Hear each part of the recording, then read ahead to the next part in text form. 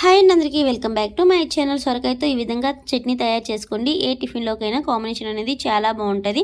ఇప్పుడు సొరకాయ చట్నీ ఎలా తయారు చేయాలనేది ఇప్పుడు వీడియోలో చూసేద్దాం. ముందుగా సొరకాయ తీసుకొని పీల్ చేసుకొని ముక్కలు కట్ చేసి పక్కన పెట్టుకోవాలి. ఇప్పుడు స్టవ్ ఆన్ చేసి కళాయి పెట్టేసి దానిలో ఆయిల్ వేసుకొని ఆయిల్ వేడైన తర్వాత ఎండుమిర్చి, పచ్చిమిర్చి, జీలకర్ర, ధనియాలు, వెల్లుల్లి రెబ్బ వేసుకొని కొంచెం సేపు వేయించాలండి. ఇలా వేగిన తర్వాత దీనిలోకి సొరకాయ ముక్కలు వేసుకొని ఒక 5 మినిట్స్ వరకు మూత పెట్టి మగ్గించుకోవాలి. ఇలా సొరకాయ ముక్కలు మగ్గిపోయిన తర్వాత దీనిలోకి టమాటాలు అలాగే చింతపండు కొంచెం వేసుకొని ఒక 2-3 మినిట్స్ వరకు మూత పెట్టి మగ్గించుకోవాలండి. ఇలా మగ్గిపోయిన తర్వాత దీనిలోకి మన రుచికి తగినంత సాల్ట్ వేసుకొని దీనిలో ఉన్న వాటర్ మొత్తం ఇంకిపోయిన దాకా మగ్గించుకొని స్టవ్ బంద్ చేసుకుంటే సరిపోతుంది.